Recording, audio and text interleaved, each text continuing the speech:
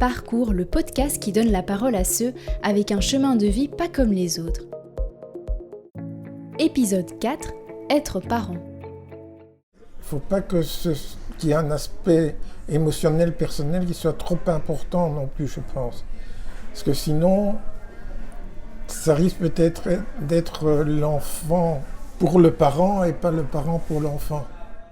Ne rien cacher à l'enfant, être droit et puis c'est tout. Hein. Salut à tous, c'est Anne-Charlotte, bienvenue dans ce 4e épisode sur le rôle des parents à travers l'adoption. Je retrouve Monique et Guy, parents de 2 garçons originaires du sud de l'Inde, Benoît et Christophe.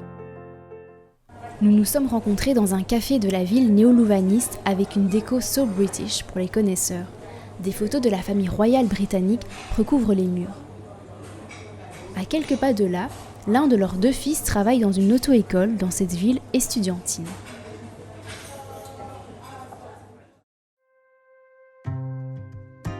Comme nous sommes retraités, donc nous avons eu un passé, donc moi j'étais infirmière. Où j'ai travaillé donc en clinique quelques années jusqu'à l'arrivée des enfants. Et alors, parce qu'à ce moment-là, on nous disait, si vous adoptez, vous devez quand même, arrêter de travailler quelques années, pendant 1 an ou 3 ans, je ne sais plus. Je ne sais plus, enfin il y avait quand même un certain délai. Alors c'est ce qu'on a fait, bien sûr, c'est ce que j'ai fait. Et puis après, en fin de compte, je suis restée, parce que les horaires d'infirmière et tout ça étaient quand même assez compliqués. Je suis restée donc maman au foyer. Et les hobbies, des hobbies de maman au foyer, un peu de tout, hein, en restant ouverte un petit peu aux autres et aux jeunes. Et oui, un petit peu aux activités d'école et des choses comme cela. Mais enfin, voilà. Je suis retraité. De formation, je suis ingénieur commercial de gestion. Alors j'ai travaillé essentiellement dans le secteur bancaire, en gestion de fortune. Mais je suis encore trésorier d'une fabrique d'église et je suis aussi syndic d'un immeuble où je continue à être un peu actif. Bon, j'aime bien manger, j'aime bien la voiture. Oui, photo, Oui. Photographie, voyage. Voyage, oui.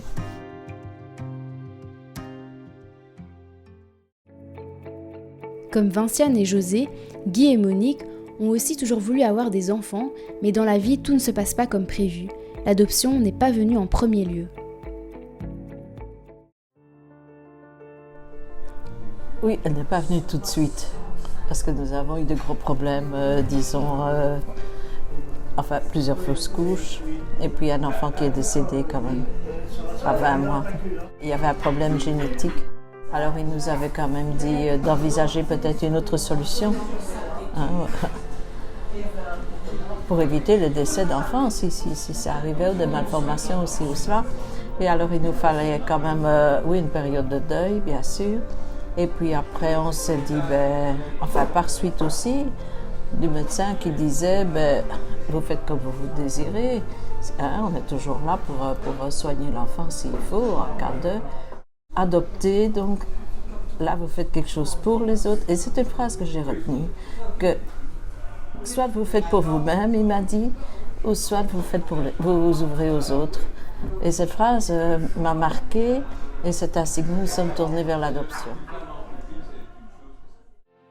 Moi j'étais peut-être attiré plus vite que toi vers l'adoption. Toi il t'a fallu un peu plus de temps pour... Oui, parce que c'est quand même... On aime bien d'avoir ses propres enfants, c'est naturel. Mais quand il y a des choses comme ça, il faut réfléchir. En 1985, leur aventure avec l'adoption commence entre Noël et Nouvel An. Des piles de feuilles s'accumulent pour le dossier d'adoption. Il a fallu plusieurs mois pour entreprendre les différentes démarches. L'organisme Enfants de l'Espoir, le relais entre la Belgique et le pays d'accueil, donc l'Inde, s'est rendu sur place pour aller chercher les 2 garçons, mais ils ne sont pas arrivés en même temps.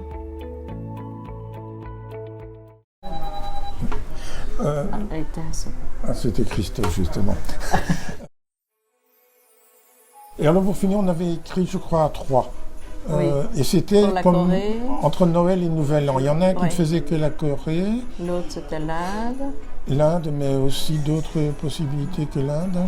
Enfants d'espoir, Enfants ne faisait que d'espoir. l'aide à ce moment-là. À ce moment-là, ouais, peut-être. Et c'était entre Noël et Nouvel An. Oui. Et un des trois a répondu très rapidement. Donc on a continué le processus avec cet organisme-là, quoi.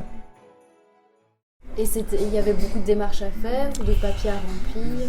Oui, Oui, il y avait quand quand même un beau dossier qui devait alors être traduit en anglais, évidemment, pour le tribunal en Inde. Toutes les signatures devaient être légalisées. Mais donc, par exemple, les signatures de personnes individuelles devaient faire légaliser à leur commune. Puis la signature de la commune devait être légalisée par le ministère de l'Intérieur. Et le ministère de l'Intérieur par l'ambassade de l'Inde. Et ça, pratiquement pour tout document, il fallait toute une cascade de légalisation et tout. Malgré tout, non. C'est quand même 3-4 mois quand même. 3-4 mois, oui. 3-4 mois. Mais alors, où on a été quand même un peu surpris, c'est qu'on s'attendait à devoir attendre beaucoup plus longtemps. Et ici, donc Benoît, on a commencé donc les démarches entre Noël et Nouvel An, vraiment le premier contact, quoi, hein. Et alors lui est arrivé le 22 novembre, donc c'était quand même très rapide.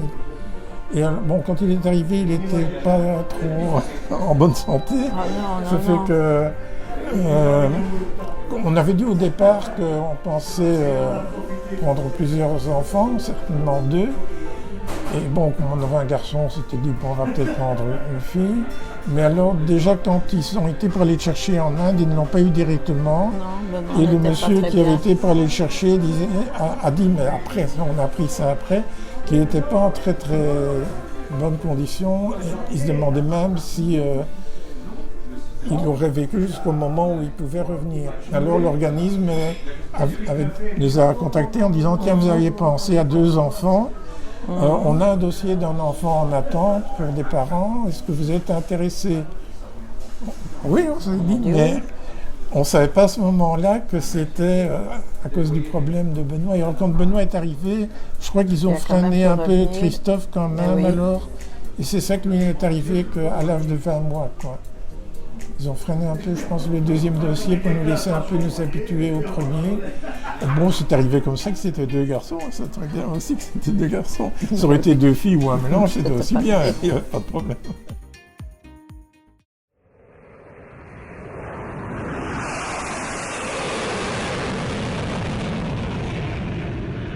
Le souvenir de la première rencontre avec leurs enfants reste intact dans le hall des arrivées à Zaventem.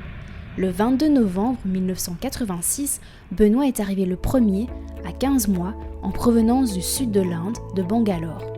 Le 2 décembre 1987, c'était au tour de Christophe, à 20 mois, originaire de Mangalore, aussi au sud de l'Inde. Et comment ça s'est passé? Quelle était votre réaction quand vous les avez vus la première fois? Sniff, sniff.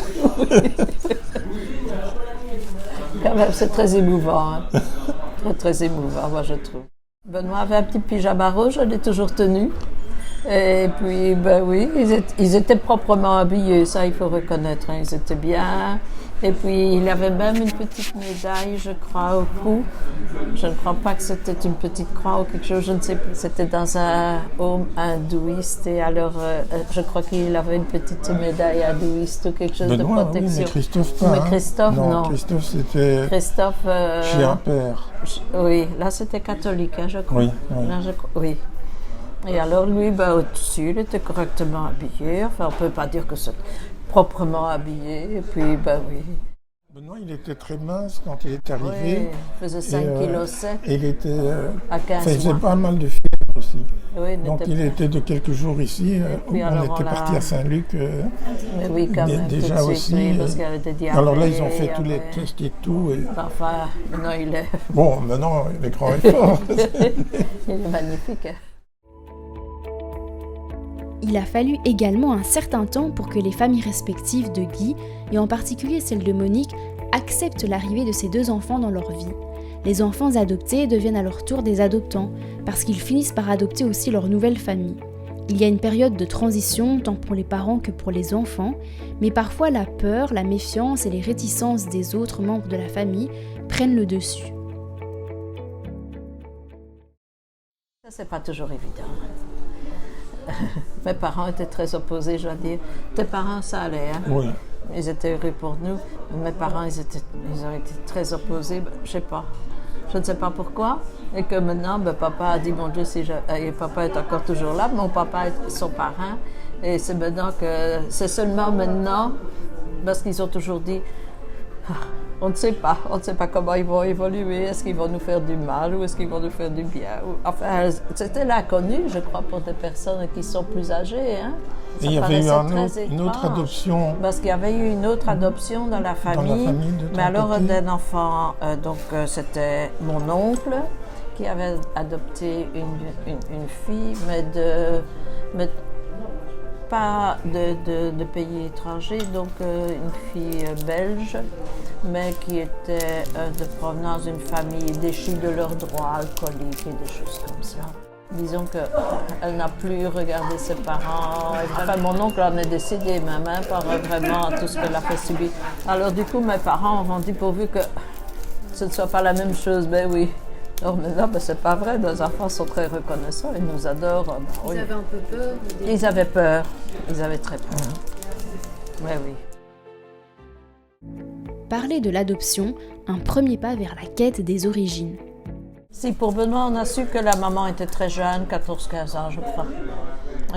Oui, oui, mais c'était le seul détail qu'on a eu. Oui, et qu'elle travaillait aussi dans une maison, sûrement caste, de caste très élevée. Supérieure. Et que, donc, on présume que, qu'il y aura... C'est le fils de la maison qui aura profité de... oui, voilà, et qu'elle n'était pas à même de le reprendre, ni que l'autre femme, qui n'avait pas de mariage, surtout en Inde avec les castes, c'est pas évident. Hein. Nous avons toujours été très naturels. Hein. On ne cache rien.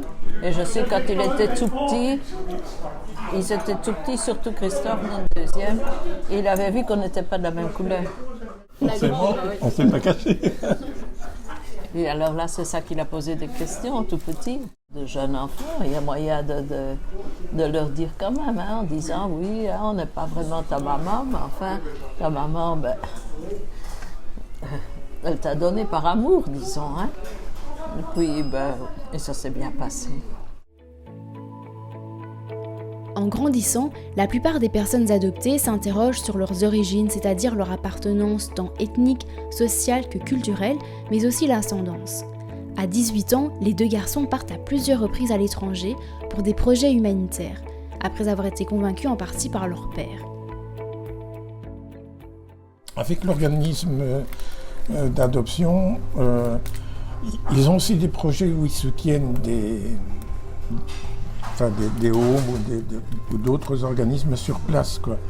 Et alors ils avaient un projet, ça c'était pour le Burkina Faso, un prof qui au départ avait été inspiré par des élèves qui disaient on voudrait aller faire quelque chose pendant les vacances à l'étranger, mais nos parents ne veulent pas s'il n'y a pas un prof qui nous accompagne. Alors est-ce que ça vous intéresse? Et puis lui et sa femme ont dit oui, ok, on vient avec vous. Et puis eux ont mordu, ils ont continué, tout le temps, quoi. Donc depuis ce moment-là, on parle à la maison. Et alors directement, Benoît dit ah mais ça m'intéresse, s'ils font ça, moi je suis partant. Oui, à 18 ans, oui. Il avait dit moi aussi j'ai envie de faire quelque chose d'humanitaire. Oui. Donc il est parti au Burkina Faso. Avec ses propres et plusieurs jeunes, ils étaient... Et puis 2 ans après, c'était en Inde. Et alors Christophe lui avait dit ah oui, moi je vais en Inde, ça m'intéresse. Parce que Benoît, il faut dire, quand on regardait par exemple un programme TV ou quoi sur l'Inde, lui, il filait dans sa chambre, ça m'intéresse pas. Il disait. Bon, on enregistrait en disant tiens, est-ce qu'après il va le regarder, mais lui c'était non. Et Christophe, ça l'intéressait. Mais alors donc, quand il a été question d'aller en Inde, il a dit non, là moi je vais pas. Christophe dit tu vas quand même venir avec moi? Non. Et puis les autres qui avaient été au Burkina avec lui, en insistant, pour finir, ils ont dit allez, viens quand même avec nous. Et il a fini par se laisser convaincre, mais un peu avec des pieds de plomb. Mais après, quand il est revenu, il était content d'y avoir été. Et alors on leur avait dit à ce moment-là, tiens, comme vous êtes là-bas, si vous voulez aller voir où vous étiez quand vous étiez petit, il y a moyen sûrement d'organiser ça là-bas. Mais ils avaient dit non, ça ne nous intéresse pas. bon, ça en est resté là. Donc ils ont fait tout leur mois, parce que ça a duré un mois pratiquement là-bas.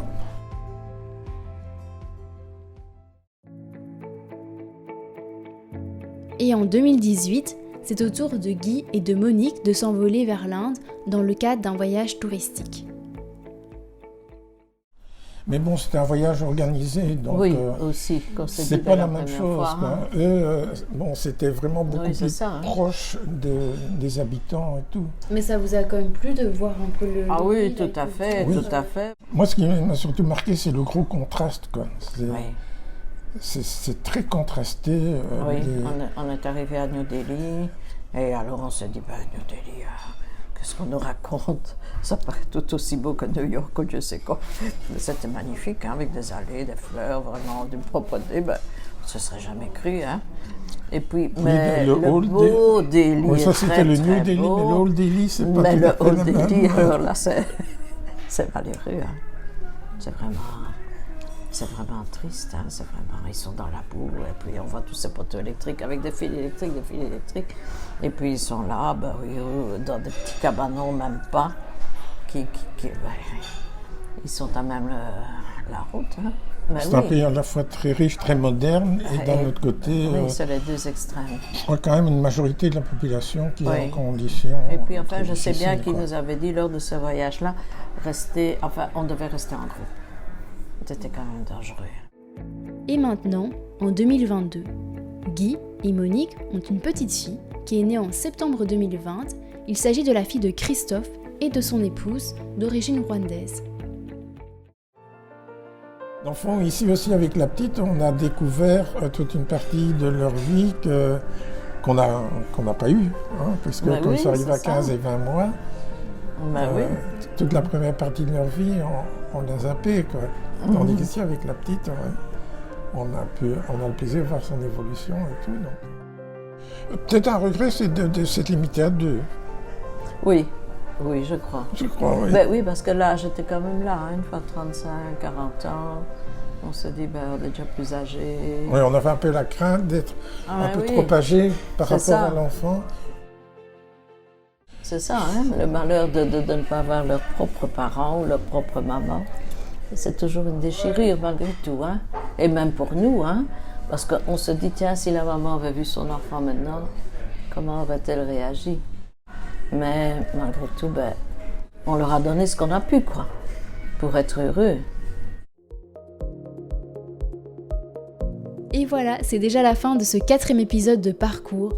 On a évoqué le rôle des parents avec 2 enfants adoptés en Inde, leur choix de l'adoption, le rapport à cette dernière et la question des origines qui n'est jamais bien loin. Merci pour votre écoute, restez branchés sur Parcours et à bientôt!